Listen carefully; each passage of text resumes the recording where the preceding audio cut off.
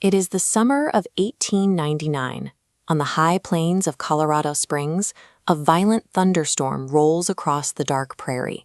Inside a makeshift wooden laboratory, a lone engineer watches the sky, hunting for an electrical signature.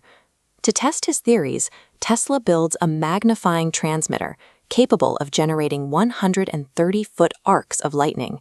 He pushes the machine until it destroys the El Paso generator, plunging the city into darkness. But the blackout was a minor side effect. Deep in his private notes, Tesla recorded his actual finding from that night. He observed that the Earth acts as a massive conductive vessel, writing, "The entire Earth can be put in resonance." When he told the press he could hear the planet's pulse and use it to send energy anywhere in the world, his peers balked. They concluded the isolation and the extreme altitude had compromised his sanity, effectively burying his discovery for the next half-century. Tesla's logic relied on treating the ground beneath our feet as a giant natural conductor. If you could pump the right kind of current into the dirt, you could transmit power across continents without stringing a single copper wire. The scientific community in 1899 simply lacked the tools to verify his claims. They possessed no sensitive global receivers, no satellite data, and no mathematical frameworks capable of measuring an electromagnetic pulse spanning the entire globe. Because he had no physical way to prove the planetary frequency to a skeptical academic establishment, his greatest empirical observation was dismissed as an eccentric fantasy. To understand what Tesla saw, we have to look at this diagram. It shows the Earth's surface, which carries a negative charge. About 60 miles up sits a positively charged layer of the atmosphere called the ionosphere. The gap between them creates a closed shell around the planet, acting as an enormous electromagnetic waveguide. Every single second, 40 to 50 lightning strikes hit the Earth. These strikes act like natural antennas, constantly pumping massive amounts of electrical energy directly into this atmospheric cavity. Because the Earth has a specific circumference, that trapped energy takes exactly 1 divided by 7.83 seconds to circle the globe. The chaotic static of thousands of storms perfectly synchronizes into a continuous humming resonance at exactly 7.83 hertz. If that number sounds familiar to a neurologist, it is because human brainwaves operate on a remarkably similar scale. The theta waves associated with deep meditation, vivid dreams, and creative insight fire precisely between 4 and 8 hertz. For millions of years, the entire evolutionary development of the human nervous system occurred directly inside this perpetual, self-sustaining electromagnetic loop. Tesla didn't know the exact measurements of human biology, but he understood the physics of the cavity.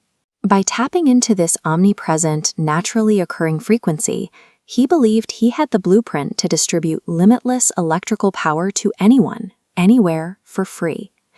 By 1901, with a $150,000 investment, Tesla began constructing Wardenclyffe Tower, a massive 186-foot structure topped with a 55-ton steel cupola.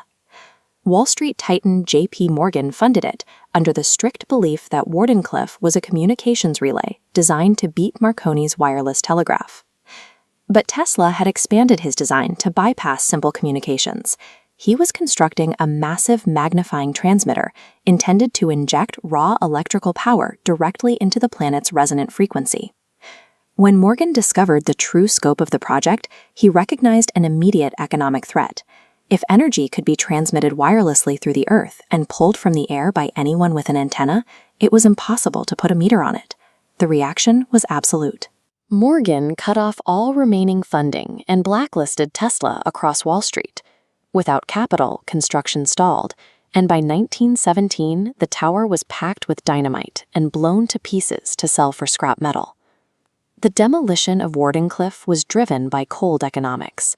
A global wireless power network offered zero return on investment, and eliminating it ensured the emerging fossil fuel and copper wire industries would face absolutely no competition in their formative decades. 40 years later, in January 1943, Nikola Tesla died in room 3327 of the Hotel New Yorker. He was 86, bankrupt, and living alone. Within 2 days of his death, the United States government intervened. Agents working alongside the FBI entered his hotel room and seized his entire estate, citing wartime national security concerns. 80 trunks of documents, including the raw physical measurements from his 1899 Colorado Springs experiments, were hauled away and locked in classified vaults. Confiscating the data allowed the scientific and economic establishments to scrub the public record. Without his physical measurements available for review, the exact origin point of the Earth's natural frequency vanished from history. The silence lasted until 1952, when a German physicist named Winfried Otto Schumann sat down to mathematically model the electromagnetic properties of the Earth's atmosphere. Working entirely on paper, Schumann calculated the exact resonant frequency of the Earth ionosphere cavity. His mathematical output was 7.83 Hertz, the precise measurement Tesla had logged empirically out on the Colorado Plains half a century earlier. Today, these spectral peaks are universally known as the Schumann resonances. The scientific literature attributes the discovery entirely to the 1952 mathematical prediction, making zero mention of the man who first identified the phenomenon. We know the frequency is real because we rely on it. Modern aerospace programs and climatologists continuously monitor the 7.83 Hertz pulse to track global lightning activity and assess the health of the upper troposphere. We spent the 20th century tearing up the landscape to build a fragile, expensive, highly metered grid of copper wires and coal plants. All the while, the exact natural engine Nikola Tesla tried to tap into continues to hum quietly, constantly, right above our heads.